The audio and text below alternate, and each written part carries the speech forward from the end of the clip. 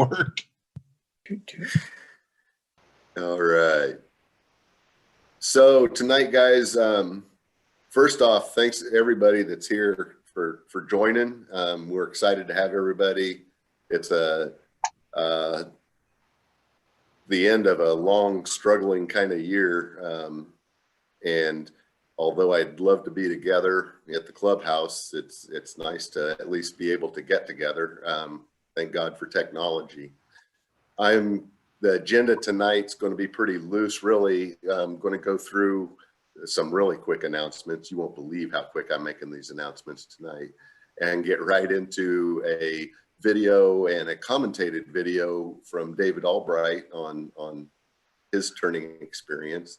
And then I'm going to follow that up with a year in review PowerPoint, just kind of literally that exactly going through the months of what we did accomplish. I think it was rather telling while I put that together of, you know, how much we actually did accomplish and how many things we did produce, even in a year as unusual and contrary as this one has become or been. I'm certainly hoping next year things start to alleviate and then we get back to kind of I guess it'll be a new normal, but at least a better situation than we got right now. That being said, I haven't seen anybody pop on for a minute or two, so I'm going to go ahead and jump in and share my screen. Let's go with that one. Share and show from current slide. Okay, so announcements for this month. Just want to let everybody know that Open Shop's going to continue in December, even including Thursday, December 24th, Christmas Eve. Anthony said he will be there. If anybody wants to show up there, feel free. Want to remind everybody to check out the Etsy site, Hand Turn KC.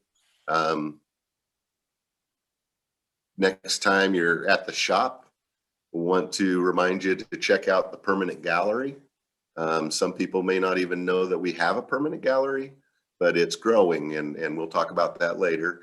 The KCWT website has all the information you need to know, including historical newsletters and recordings of the meetings. So it's a great resource if you're wondering about something, or hey, I missed this, or where do I find information? Go to the website and start looking. The newsletters are there. Membership information is there. 2021 membership dues is now being accepted. I just wanted to kind of remind you guys that that's coming up, something we need to keep in mind, and I really hope to see everybody back next year. I was putting this together rather late, and it looks like I got the same thing twice, but remember to check out the Etsy site. And please consider a donation of a turn project next year or coming up in the future to help support the club. December announcements, our December silent art auction, or January, sorry, silent art auction is a 3-wood finial box that was made by Anthony. We're excited have that. Last day to enter a bid for this will be January 16th. So make sure you get your bids in. It's an exciting piece, and it's fun to have pieces out there by our members. I wanted to remind everybody that coming up in 2021, our first demonstration of the year is going to be by our very own Effie Camaro. And Effie's going to demonstrate how he did the 6-sided bowl that is based off the multi-axis bowl that Jack Carson showed us this year. And right before the meeting, Effie was showing us a 12-sided bowl that he came up with. And I said 7 sides, and he said, I can do it. So I don't know. We'll see how that goes. And that's just getting us started. We've got some other things planned for next year, and I'm sure the calendar's going to fill up for us. So go right into that's it for the announcements. I'm going to go right into tonight's demonstration, or actually video.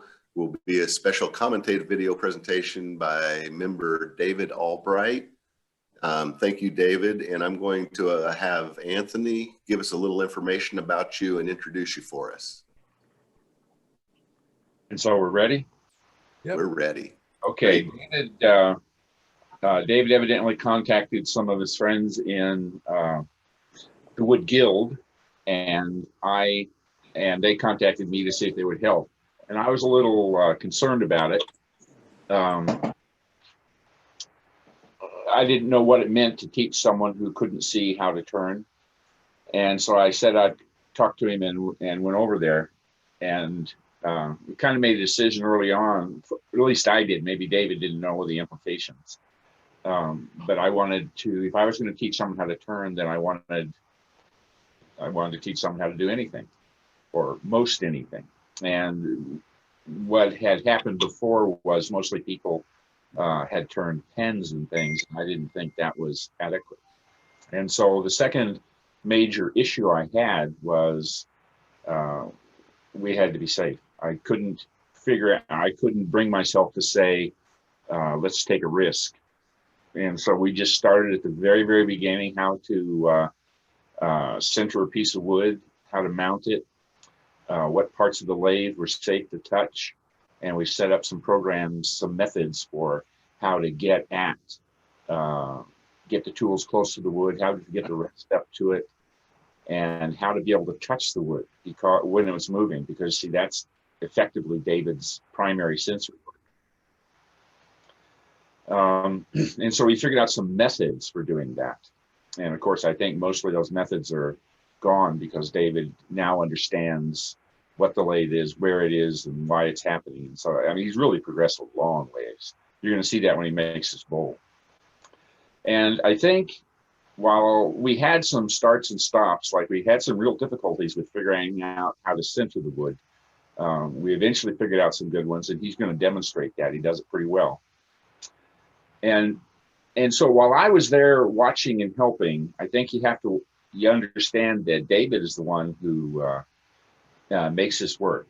He was careful, conscientious, he listened, and he didn't go beyond what his capacity was at any given time. And he's turned into a real good wood turner. That's all I got to say. Wow, thank you. Can I go? Whenever you're ready, I'll start the video. Are you ready? Yep.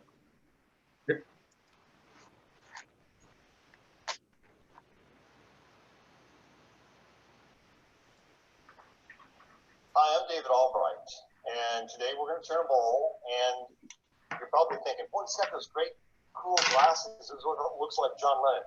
Well, I'm not trying to look cool. I am blind, completely blind. I can't see a thing. I can't see any light at all. And I was a woodworker all my life. Grew up with my dad and my grandfather, and I was a woodworker. And 6 years ago, I went blind, and that's a whole other story. But after that, I realized I needed to do something. I couldn't sit around and do anything, and I got back down in my shop, and I called Anthony Harris, and I said, hey, before I went blind, I was kind of playing with the lathe and doing some stuff. I thought, boy, it'd be great to get back on the lathe. Would you help me? And we were on the phone, and there was just complete long silence. And I thought, he's hung up on me. I thought, oh my gosh. So finally this voice comes back and he says, very thoughtfully, he says, I don't think I'm worthy of teaching a blind person. And I thought, oh my gosh, that's the most intelligent answer I've ever heard. So then I had to think about what he said. And then I went back to him and said, well, I don't think I'm worthy of being blind. I really need your help. And Anthony agreed to help teach me how to turn and how to get reintroduced to the lathe being blind. And Anthony can talk about the process of teaching me at some point. But I think in poor Anthony, not only had I gone blind and I was wanting to work on the lathe, there was just a season where I was learning how to be blind and how to cope with that, let alone Anthony would come over a couple times a week and we'd work on the lathe and do stuff, and I'd learn. Anthony, I know, would say, David, can't you feel that? And it's like I realized I've got 10 eyes now. They're all telling me everything, and I can't understand why they're all talking to me at once. It's hard going blind. So, but anyway, today what we're going to do is turn a bowl. I am excited to tell you that I enjoy the heck out of turning. Thanks to Anthony and all his effort all the time. And Anthony's so patient with me. Sometimes he had to teach me stuff 2 or 3 times before it would sink in enough to make it work. And I appreciate that. So what today is, we're going to show you that I really can turn a little bit. And if I make mistakes, you can just giggle and laugh, because I know you guys have never made mistakes either. So, okay. Anthony, was anything else? Well, I think we started with some goals. That was that we were going to do real turning, not just pins or something like that. And we were going to, it wasn't an option. But, and those were really the guides. We were going to do real turning, and we were going to do that. And so we started at the very beginning.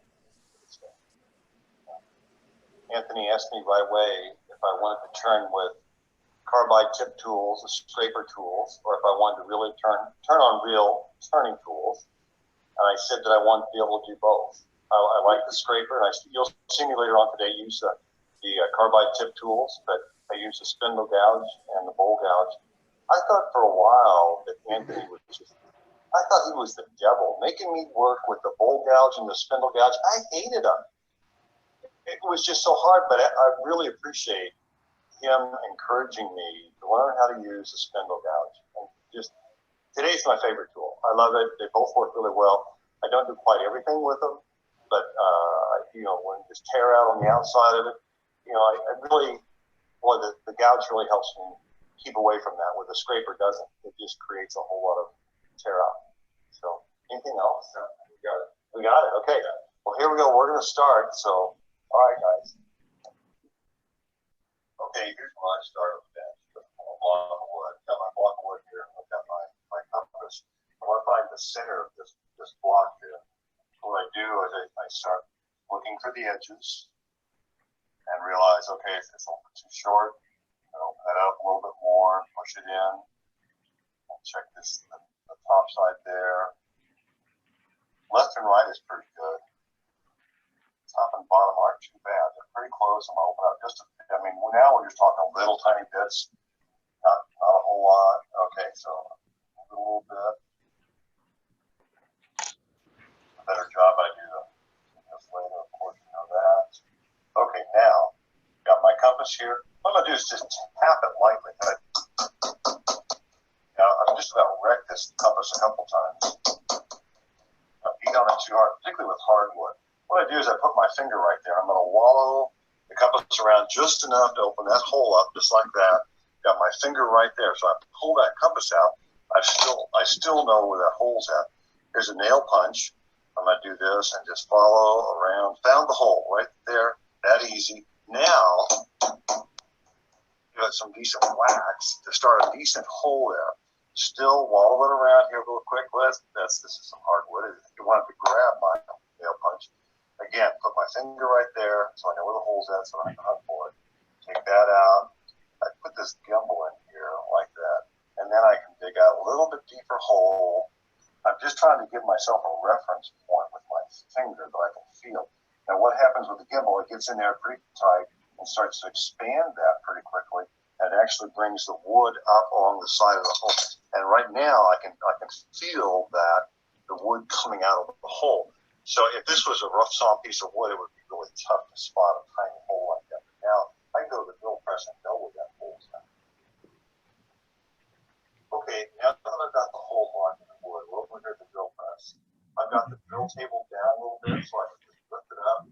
The trick here for me is to lift up the block of wood.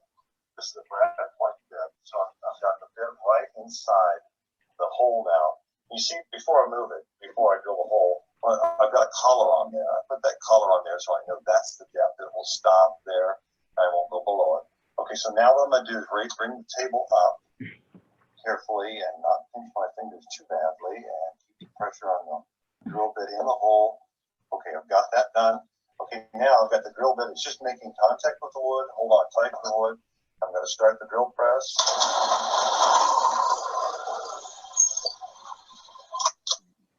down and up. That's it. Lower the table slightly, get away from the drill bit. Wood shavings off there. Now I can take it over to the bandsaw and cut the edges off. Okay, here we are at the bandsaw.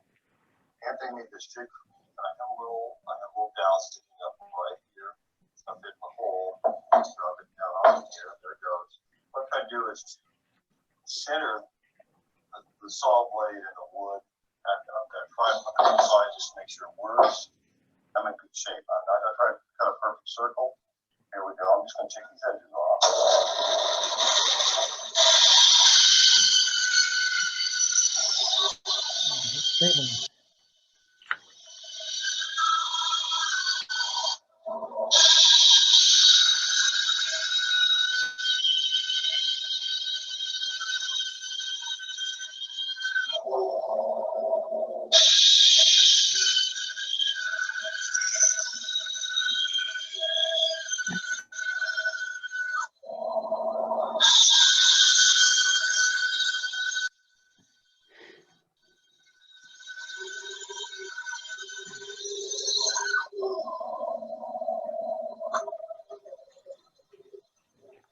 Bandsaw completely stop. Don't want to rush it and get in trouble. Okay, now I've got a good enough circle. I can take it over to the lathe and I can start working it from there.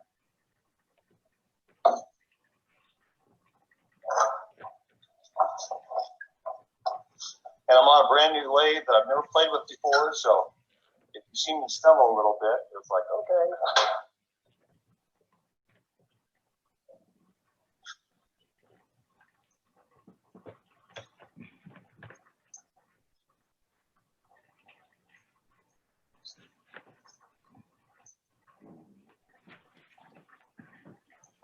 All right.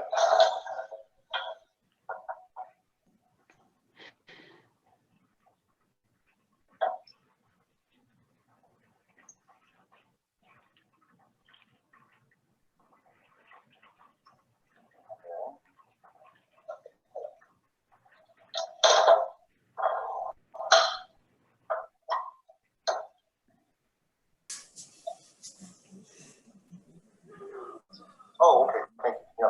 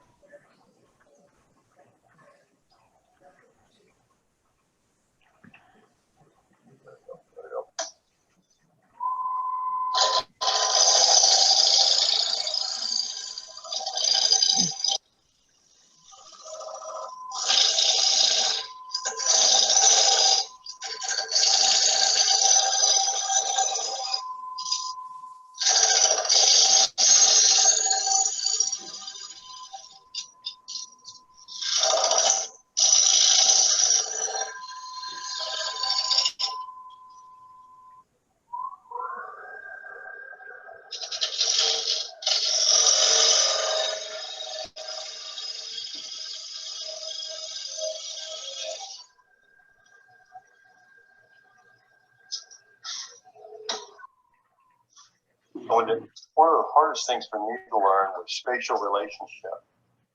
I realized this is a brand new lathe to me. I thought, wow, I'm picking up real quick. I've mapped it already in my mind where this tool list is. My hand's safe on the tool list, so I can come over the top. I know my fingers kind of go to it already. But when Anthony and I started out in the beginning, I couldn't do that. I was just like in total fear of touching this when I shouldn't. The pins took, oh my gosh. But with a lot of time, it's worked out pretty well.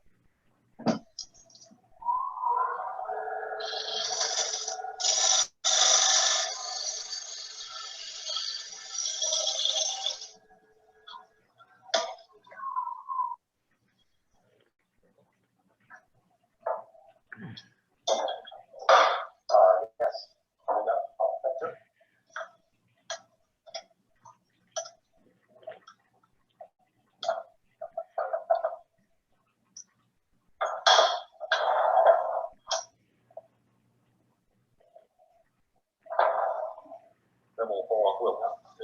Okay.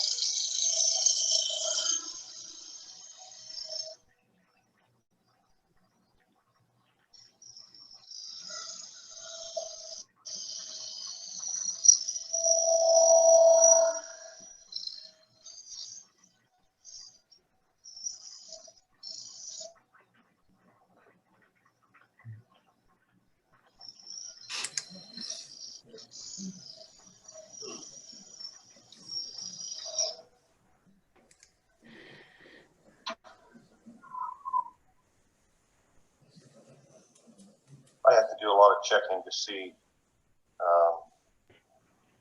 use my fingers to see what shape I've got. Do I have the right shape?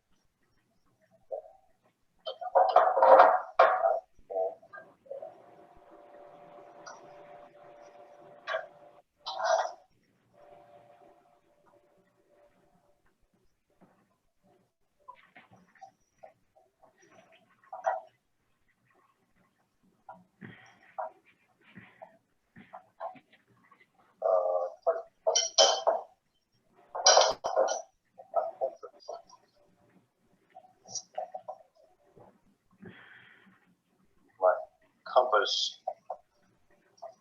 I put a center hole in there earlier, and this compass is always set for the jaws on my Easywood Chuck that I'm going to use here in a second. I'm going to make a mortise here.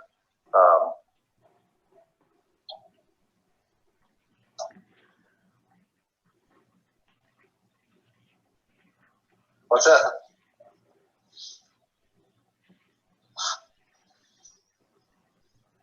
Where'd it go?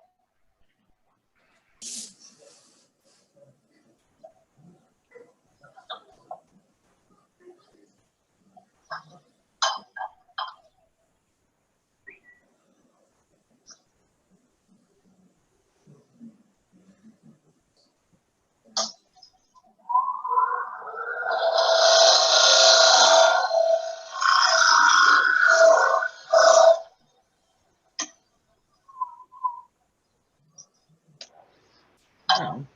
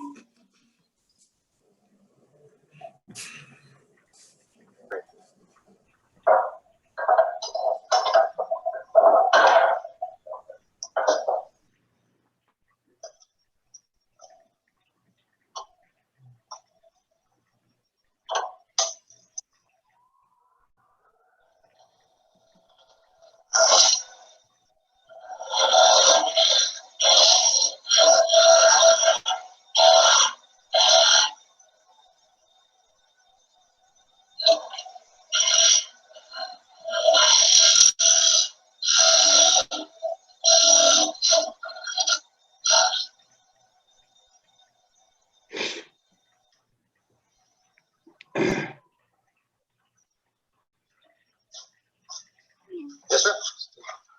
Oh, okay. Thank you.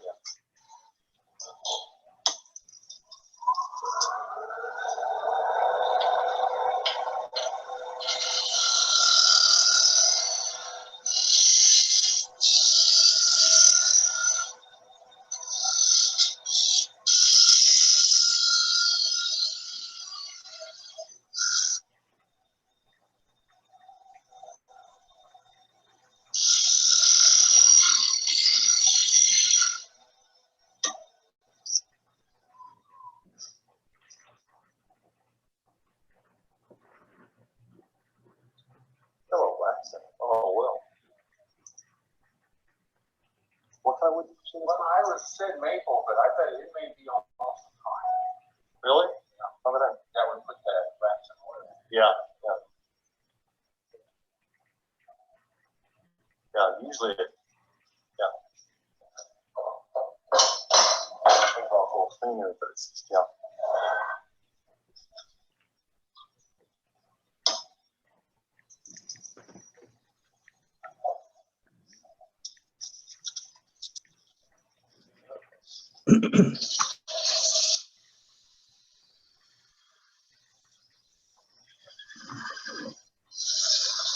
Try to load it up. Nope.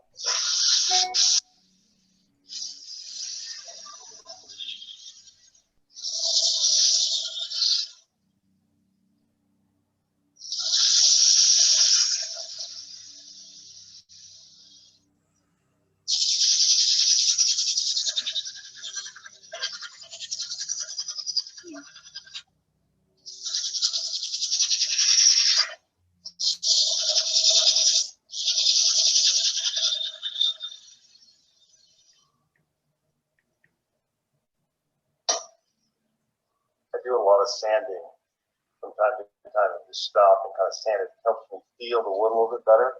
It helps me to figure out where the wood's at, map it to my mind, and let my fingers know what's going on. Also, sometimes when we all do this, you feel the sharp edge you can build up sometimes when you're working the wood, and those can be when they're spinning and I'm touching it, those will cut me pretty quick. So I've learned to make sure that they keep the edges rounded off, for the most part, unless I really have a design element that calls for a sharp edge. Okay.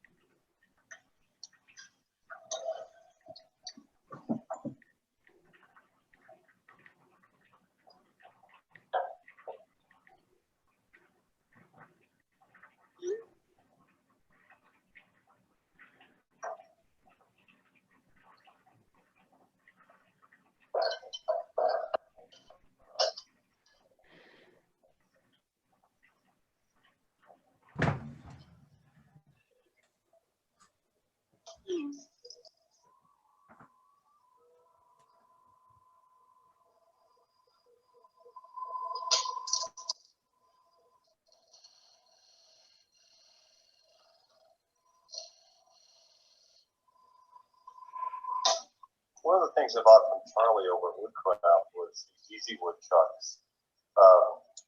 And they are, for a blind person, they're really great. They're real expensive, is the downside. But these jaws are interchangeable. I didn't bring my screwdriver, but I just brought the one set of jaws, but there's this little pinhole in there. I put a little special screwdriver in there, and the jaw pops out. The Nova Chuck jaws are fabulous, but each jaw, generally speaking, has, I think, 2 screws, and those are 2 little tiny screws of chances and opportunities for me to lose them or have them fall off on the floor and me have to chase them around, which I always hate doing. But the Easywood Chucks, I got them from Charlie when he was over there at Woodcraft, and I really like them. I've got several different jaws, and I've got larger and smaller, and I've got the pin jaws. But I just really love these.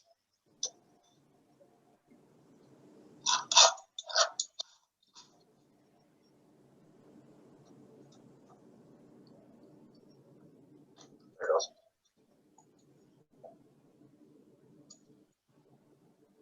I want to test it to make sure it's going to sit in there and it's not too small. I think I put the jaws in.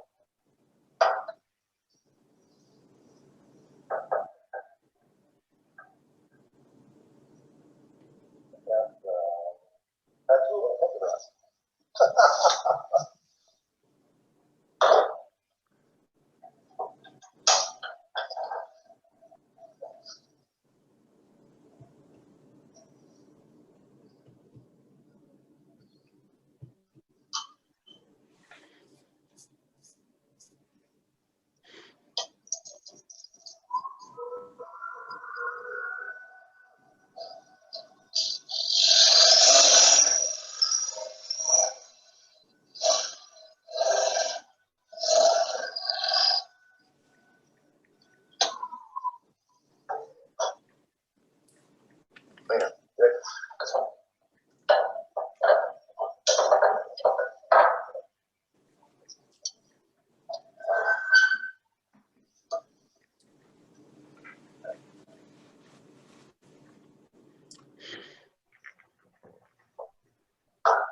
Finally found this solution that Formax needs. it's got a water wheel. It moves away from me. It's slow speed, and it really no danger to me at all. It's very easy to use. Today I'm going to sharpen spindle gouge. Here's the tool rest when I get it started in the tool rest here. I have a little gauge. It always gets the right amount of distance on here on the spindle gouge. I'll put that in here. Press it in there together and tighten it down. I always double check, make sure I've got the right place. Trust me, I've done it wrong several times. Okay, now that's done. And the thing that you're not seeing, I do once and I don't do it again for quite a while, is I put the gauge on this bar, and this distance from the bar to the wheel is very important to get the right angle repeatedly. So what you do is you put this on here. I've already got it set up, but the wheel, the stone wheel, makes contact with these two tiny little wheels right here. As I turn it a little bit, I can feel those little wheels making contact and actually turning. So I know that I've got the right distance on this bar. The more I press this stone, the smaller it gets very slowly, but I have to, every so often, I have to move the bar. Okay, let's move the gauge here. Put the tool rest back on. There we go. Okay, wheels turning nicely. I've got water coming up already. It's great. Get the tool in position. I take a couple fingers. I just push on the flute here. It makes contact with the stone and does the grinding. I just rotate it back and forth. I try to do it the same amount of time, slowly. Don't have to rush it. My problem I have found is that I misshape the front end of the spindle gouge quite often, and I have to reshape it every so often. And Anthony will come over and say, "Hey, this shape stinks," and I'll have to change it. So, okay, that's enough sharpening. Now, if I know it's sharp, when I run my finger over the edge like that, I can feel the burr here on the edge of the tool. Let's turn that off. Now I'm ready. I can take this tool gauge off, and I'm ready.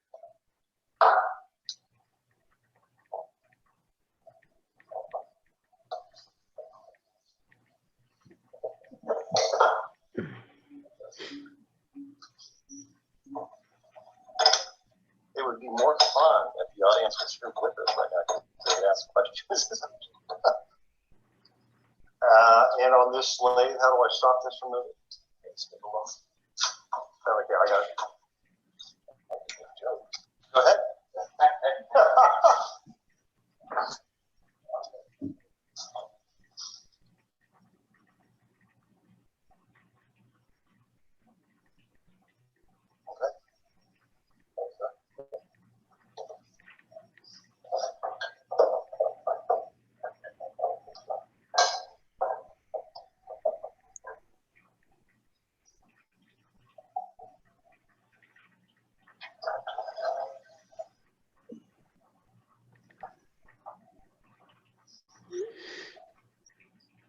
So Mel, you're from the Independence Group, right? Woodturners. What made them think about having a blind guy turn at their turning at their as a demo for their group? Well, we knew Anthony to keep me blind. Yeah. And we just contacted Anthony. I hope that maybe he's willing to show us. Show us, yeah. Okay. How A blind guy does it. It's not much different. no, it isn't. Yeah. How not handicapped we are, or whatever, Yeah, yeah. That, we don't really make excuses, for not being able to do something. Right. Right. Because somebody overcome that. Okay. Pretty good. Yeah. I hope so. Yeah. Good. I was just curious. All right.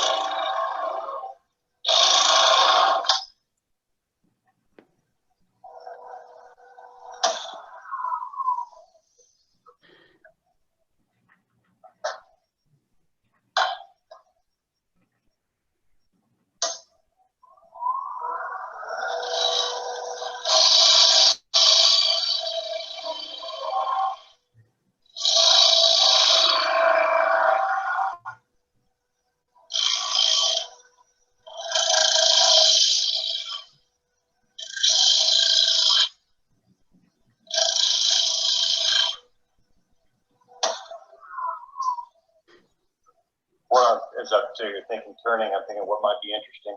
One of the things I do a lot is I'm touching the nose of the tool a lot. I touch it tenderly. I kind of keep it. It gets warm. Yeah, you're right. It does get. You're thinking, it gets hot. It does get hot. So I tenderly guide it, and I try to make my strokes a little shorter, maybe, so it doesn't build up as much heat. And it gets a lot of friction going on there. It does build up heat, but I do try to keep out. I keep behind the cutting part, of course, but I am just grabbing it. I'm right there, and it just builds up. One of the things that's nice is that I get a lot of sawdust, and I get a lot of shavings right there. It keeps it a little cooler for me. So I think that's a little longer.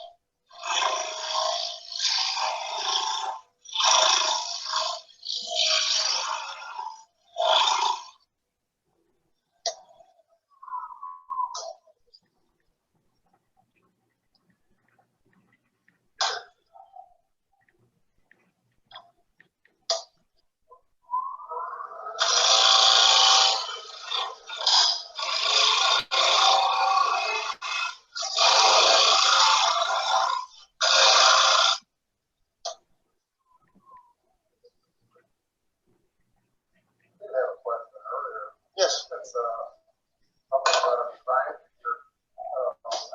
How do you get your design idea?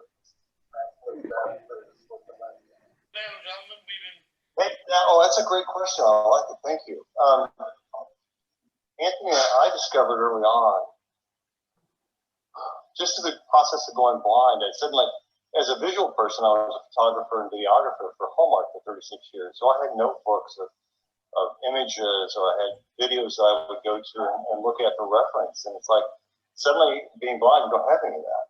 So I would have Anthony, we would talk about shapes and the form, and really, I really struggled with that in the beginning. I could do straight step, and I just couldn't. So I would have Anthony bring over examples of bowls with different patterns and shapes that he would do. And he would turn me things. He'd say, okay, now I want you to follow this. That in the beginning, it was real tough to do that. But I did get to the point where now I got better at it. I'm real good at it, but I do follow. Anthony, and then Anthony is always doing show and tell. Hey, look what I showed you. And I love it when at the club, when we have our meetings, and Jack or Effie or Aaron or Chip or somebody will come by and say, hey, look what I'm doing, and then I'll feel it. And then now I'm getting better at remembering, that's a really neat shape. How do I incorporate that in the next bowl I have? So I kind of, it's hard. that's a tough one. Yeah. I don't think in 3D very well. I mean, it's just a lot of some people do. I can see stuff, and I'm getting it sort of kind of.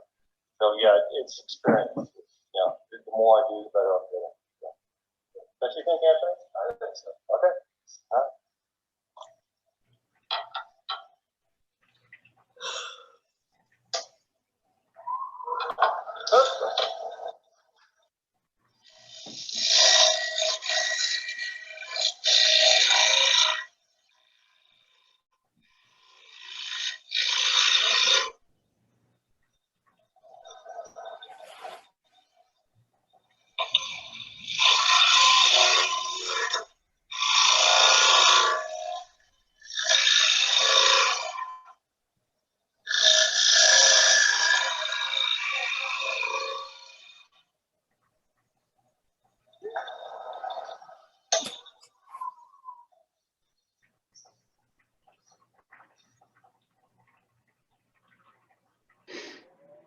This was a lot wetter than I thought it was.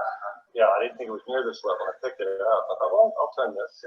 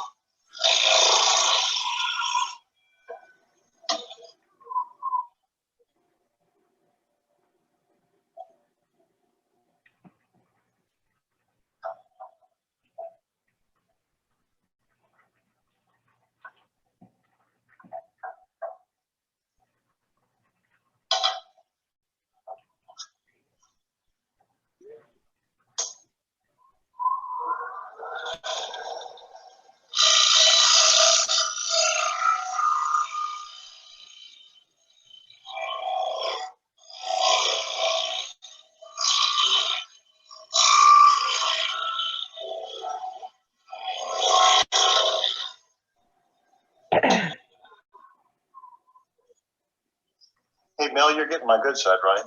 Yeah. Okay, I'm just checking.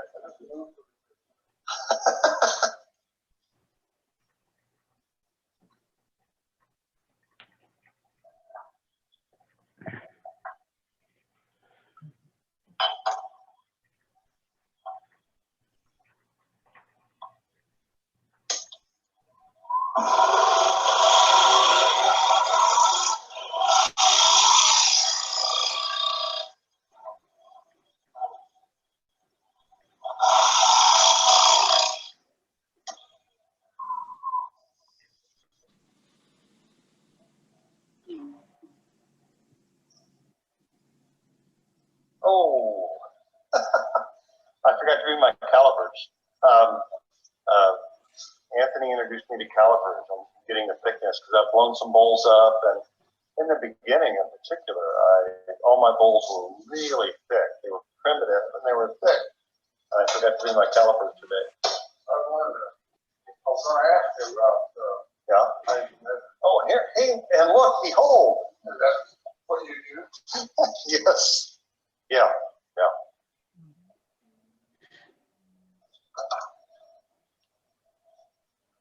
You know, I can kind of tell. I usually end up taking the bowl off a couple times, trying to get the sidewall the same thickness as the bottom, pretty much as I can.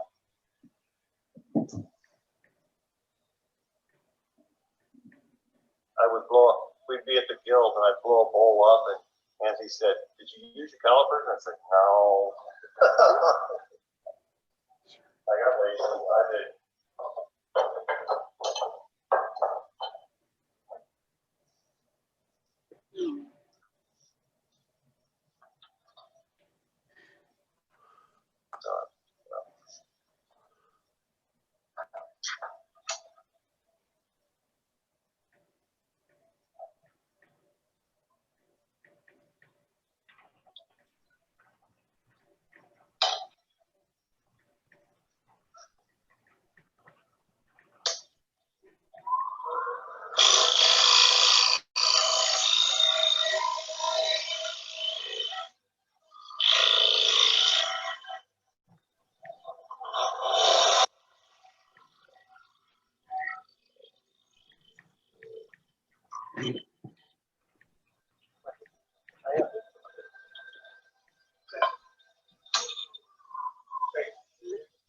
Oh, is that it? Okay. So I don't throw something at the audience? Right. No, it's so that, That was safe. Is that what that worked out? Okay, yeah. Yes.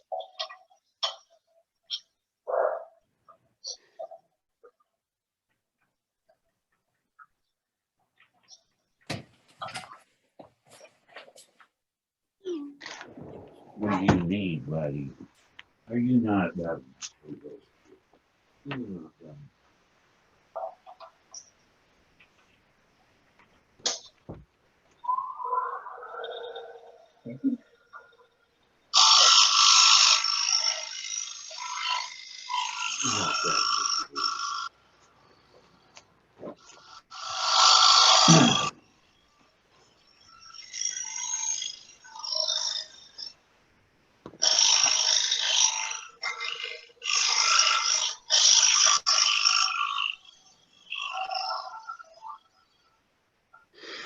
That means autonomous.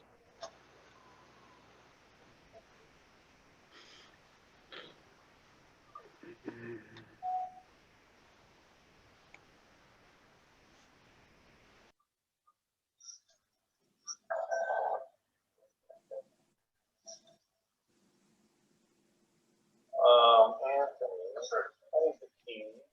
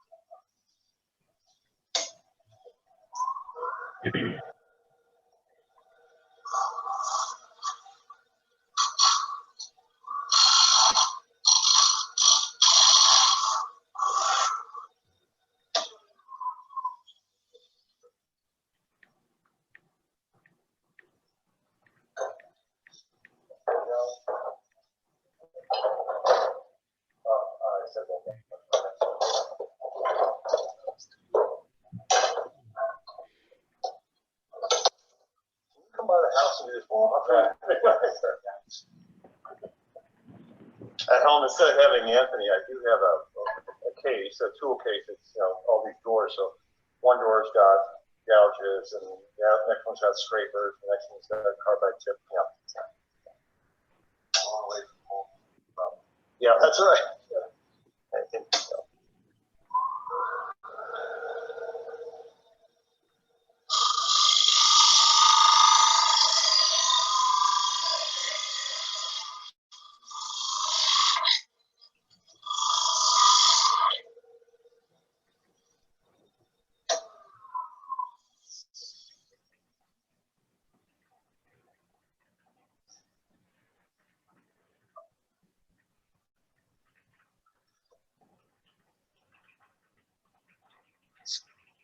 Anthony and all you guys, you see a little detail and you take the tool and trim it off. Sometimes I can do that. Sometimes I can't do that. There's a little sharp edge in here that I don't like. I'm just going to sand it off. This is soft enough wood. I'm going to sand it off. I'm better at sanding than using the tool, getting the fine detail. That's a thing that I can do a lot of work, but some of the detail work that all you guys do and some of the pieces you produce, I'm getting there all the time. With every piece I turn, I get a little bit better, I hope. But sometimes that detail work is a little bit beyond my pay grade, and I just do whatever it takes to make it work, and it does turn out okay. So.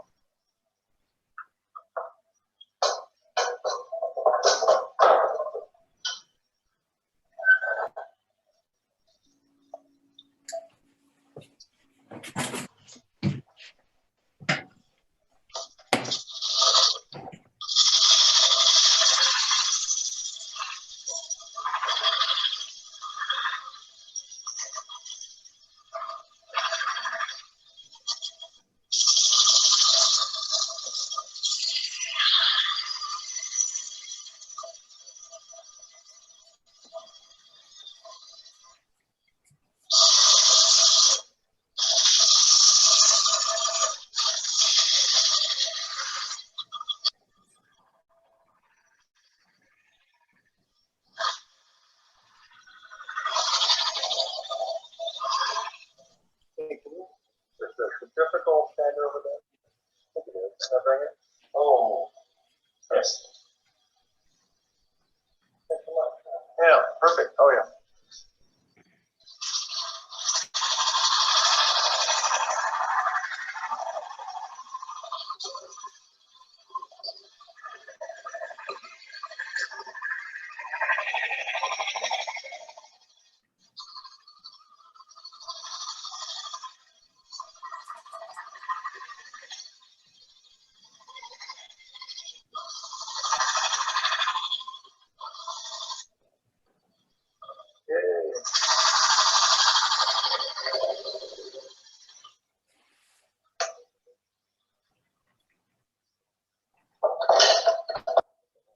Well, here's my bowl.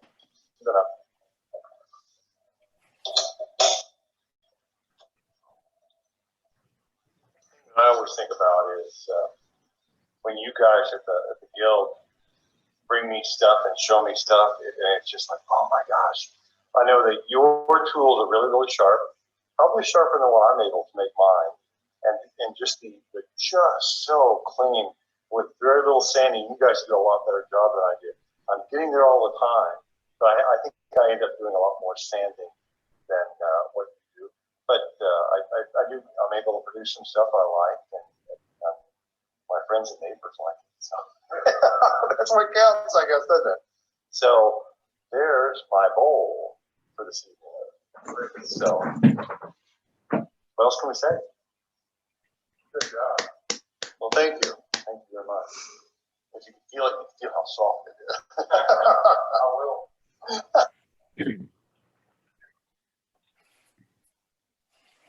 Is that it? Yes. Is that it? David, that was That's quite it. impressive. It's amazing. Amazing. I have a question for you, David. Yes, sir. You were able to see, and then you became blind, correct? Okay, so today, for those of you who don't know me, my name is Alex Garcia. I've been turning since, Hang on a minute. Hang on. I've been turning. We started a new video. Oh, I see. Okay. No No multitasking. I could see, I went blind at 60. So I was fully sighted until 60. And then I went blind out at 60, 6 years ago. So when, if I think about something, I can kind of picture it in my head. I don't have to see it. I can picture it in my head. Yes. I've never like grabbed an item being blindfolded, not knowing what that item was and trying to figure it out. But does your mind create a picture as you're turning? Do you get an image? A lot of times, yeah, I will. Yeah, it may not be the correct image. I don't know. Right. It does. Yeah, I do create an image in my head. Yeah. That's interesting. Yeah. I think it'd be a fun experiment to blindfold somebody and just hand them some ordinary items and see how many of them they could identify. Well, do you remember in third grade, they used to do that? I can remember in third grade at Halloween or something, they'd put a bunch of stuff in a bag and you reach in and grab wet spaghetti, or you'd grab one. Yeah. Yeah. I just do that all the time now. That's my life now. I was going to say, a couple of our scout camps actually have an experience to where you go into a completely dark room blindfolded and you have to maneuver and do certain tasks. So Right. I was able to go through with some of our scouts. It's pretty cool. Yeah. Hey, David, Yes. I have a question for you. How fast do you know how you're turning when you turn on the lathe, and do you always turn at the same speed, or are you slowing it down, speeding it up, and how do you control that? I do a lot of that by listening to the sound of the motor on my machine. I don't know how fast it is. In the beginning, Anthony and I kind of worked on speed and talked a lot about speed. And so I have an idea of where I'm at by listening to the sound. I'm sure it's never the same each time, but I know that speed's my friend. And so Anthony's laughing. Actually, I disagree. I disagree with that comment. I think speed is not your friend, because you're constantly, your hands are almost touching that bowl as you're using the bowl gouge or the easy tool. Yeah, I'm on the bowl all the time. I'm on the bowl. Yeah. One other comment that I'd like to make for you, and we've never really talked before, so this is fun. When you sand, you should wet sand with walnut oil, and it'll help knock down that dust, and your hands can get in there, and I think it's actually an easy way to sand the inside of the bowl and smooth it out as you're sanding. Maybe you start with 80 grit sandpaper. Okay. And then build up to 400. Okay. With walnut oil. Okay. I'll try that. Yeah. That's a great idea. Good. Thank you. Hey, David. It's Mike Thomas. I have a question for you. I've had a couple of friends who have hearing, sight, and so forth. And it seems like what they do is they compensate with other senses and develop, your sense of feel and touch. And obviously you do that very well. But I'm wondering if you could give me some insight into how your hearing. I mean, because the sound of the lathe, the sound of the tool on the lathe and everything else is affected. Do you believe you use a lot of that too? I'm sorry, Mike. Say that question again. My computer was telling me some other information. It overrode you. So tell me that question. Ask me that question again, please. I'm sorry. Okay. You do a great job of seeing with your hands and Yes. touch, feel. But do you also hear or listen and the sound of the tool on the wood and Absolutely. the motor Yes. and everything else? And so Yes. you can tell, do you feel that plays a big part in it as well? It really does. I listened, particularly listening to the sound when you're hollowing out a form or bowl or whatever. I can hear, I can hear when I'm getting too thin.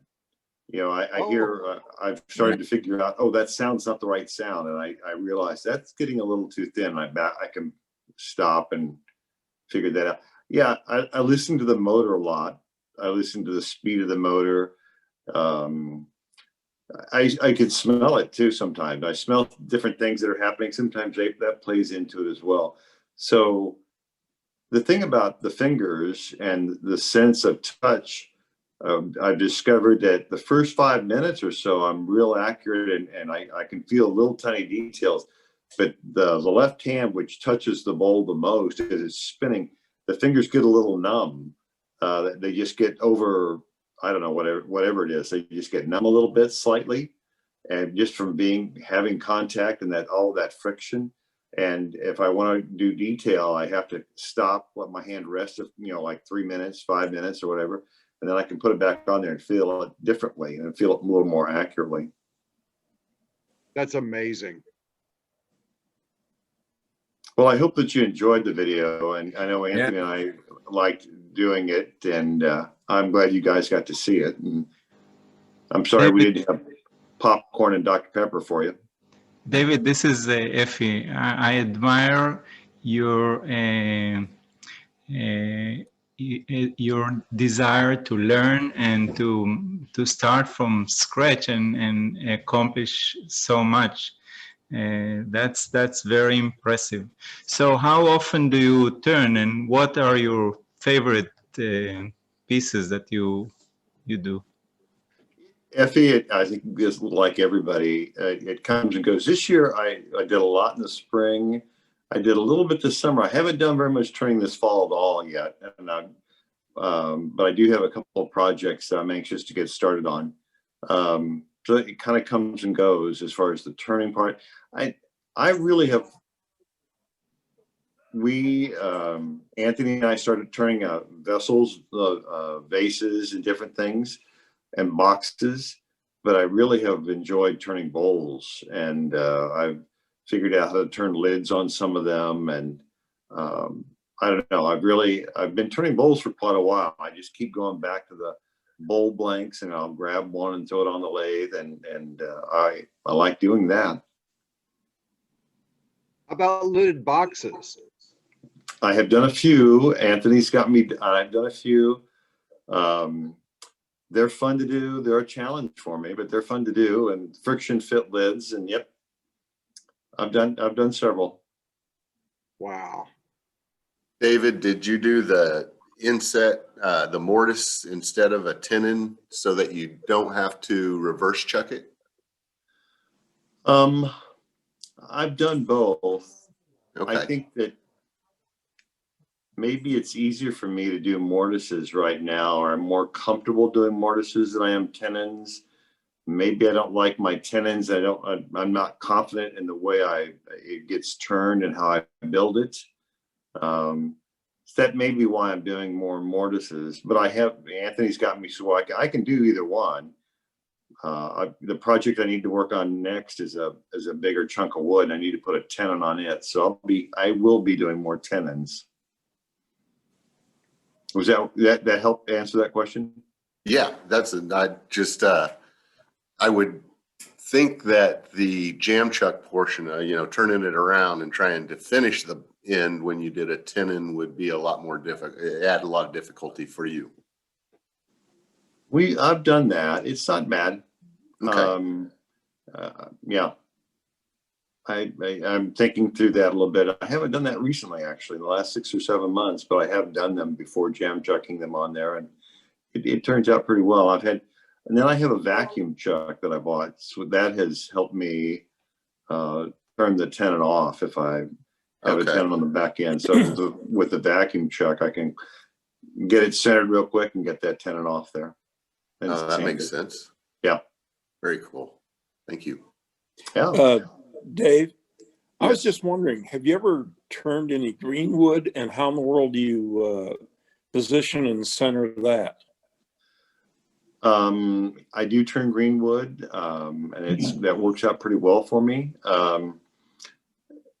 The centering and everything's the same for me. I do it pretty much the same way. But the project I'm wanting to work on now, I've got 2 hackberry rounds that are 8 or 10 inches in diameter, and being round, it's a little easier. It's almost easier to center them because they are just nicely. They're a little oval, but it works out okay. I can get it close enough with my calipers and get a hole in there and put them on a screw chuck and go from there. Do you have somebody else like split it for you? The what? Do you have somebody else split the wood in order to make the blanks? Yeah, sometimes. So I buy a lot of bowl blanks. My wife is for Valentine's Day, I got 75 pounds of bowl blanks that she ordered off of eBay. Right. Yeah, I just, you gotta love your wife when she does that for you. Oh my gosh. So I've got, all these squares, that are bowl blanks. And so I've had a lot of fun bowl blanks, and she's real quick to buy them. And then Anthony's helped me with some raw wood that we've harvested and painted, and that's worked pretty well on some things. And I was also wondering, how do you keep all your tools straight? Do you have some kind of a rack or? Oh, I have a cabinet, one of those stand-up cabinets for shop mechanics for their wrenches and stuff. I have all the gouges in one drawer, and I have all the scrapers in another one, and I have all my carbide tip tools in another drawer. So that's the way I've done it so far. Oh, okay. And also, how do you keep your sandpaper straight? I built a sandpaper box right after. The first thing I built actually was a sandpaper box, so that it had shelves in it, and it was all flat wood, of course, but it was a tough project for me, being the first thing getting back in and trying to figure out how to be safe and use the table saw and whatever, and the router table to put the grooves for the boards to slide in. So I've got sandpaper in a box with slots in it. So, and it just starts with the courses up at the top, 80, and it goes down to 400 or 600 at the bottom. So I keep them separate.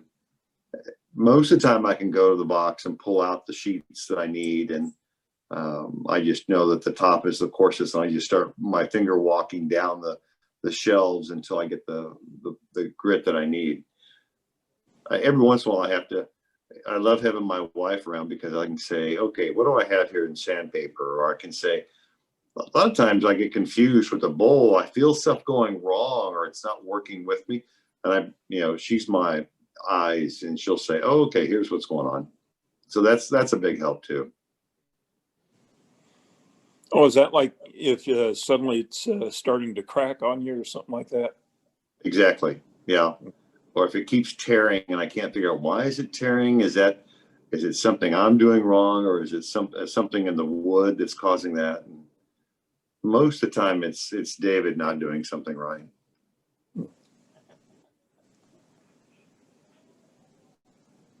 Anything else? Yeah, David, this is Mark Inman. I've seen a lot of your work from your meetings and stuff in the background, your boxes and stuff, but just roughly how many bowls you think you've turned? Oh my gosh. That's a good question. I think now, 200 or 300 maybe, I don't know. And not all of them I want to show you, but, yeah, a couple of hundred, you know, somewhere over 200, I'm sure.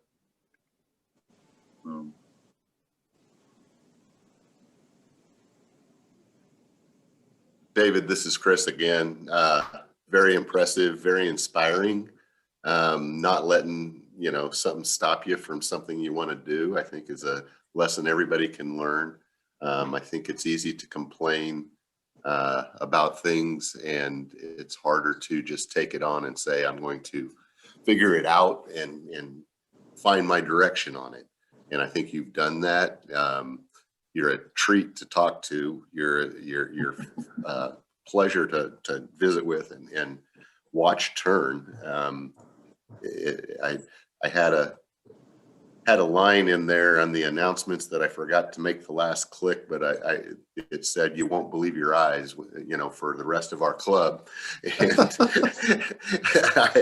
it really does. It really makes me wonder. I remember walking into the open shop and seeing one of the face guards with craft paper stuck on the inside of it so that you couldn't see through it. And I asked about it, and Anthony told me that's what I'm using to try to train myself how to teach David. And I'm going, oh my gosh.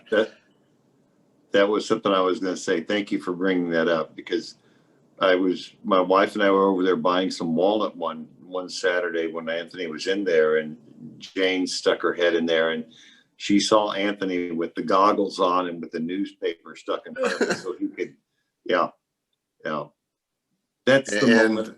Yeah, that was a great moment for me, because I really realized Anthony was really serious about teaching me the best he could. And of course he was, but you know. Oh, I think so. And I think that while you've grown, I'm sure he's grown in the ability to teach, you know, anyone really. If you can teach somebody that can't see, it's got to make it easier to teach people that can see.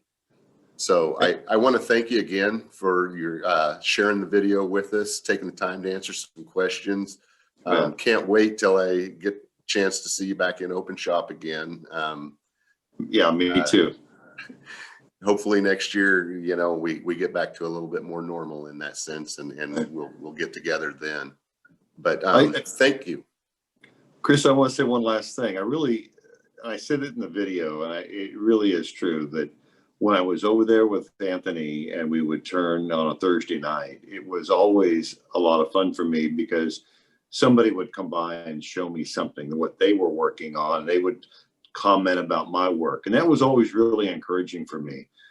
Guys would come by with whatever they were turning. Effie would show me a bowl, or Jack or somebody would show me what they're turning, and it's just neat to feel what everybody else is doing and to see it, and that was always inspiring to me. So I appreciate everybody over at the Guild coming by when I'm there and saying hi to me, and thanks for all the encouragement that I get from you guys.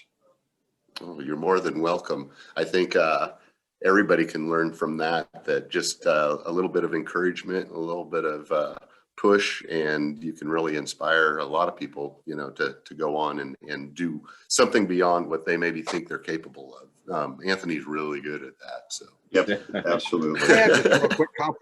I have to throw a quick compliment out to Anthony. I had an epiphany one Saturday morning when I walked into open shop, and Anthony had on a pair of those chemical, you know, goggles, those plastic goggles, and he had paper towels stuffed in there. Yep. So he could not see anything. And I saw him working on the lathe, and I thought, Anthony probably knows that he can't see anything through these glasses. But it was amazing to see what he was trying to turn blind, and how he was trying to figure out how to do it, and that was really something. I mean, that takes a lot of dedication and confidence to be able to teach yourself that. That was amazing. And because of that, I really felt like he had the right words to say to me. I mean, we worked on language a lot. I mean, just conveying from a visual world into my blind world. I think Anthony really had to figure out the right words that I would understand. And sometimes we'd have to take 2 or 3 runs at it to make it work or make it connect in my head. So I think, oh, okay, that's what you mean. And yeah, so I think those goggles helped him develop, you know, a whole language for me. So I knew precisely what he was saying. You know. That's so interesting. Well, Congratulations. thanks again. We really appreciate you taking the time to share with us and show us your special skill. And again, I can't wait to see you at the open shop and shake your hand again. So. Okay, yeah, me too. Me too. All right, David, I think we will move on then. I'm going to get into the year in review so that we aren't all asleep by the time I get done with that and we have time to do some show and tell. So, Kevin, I think this is the part where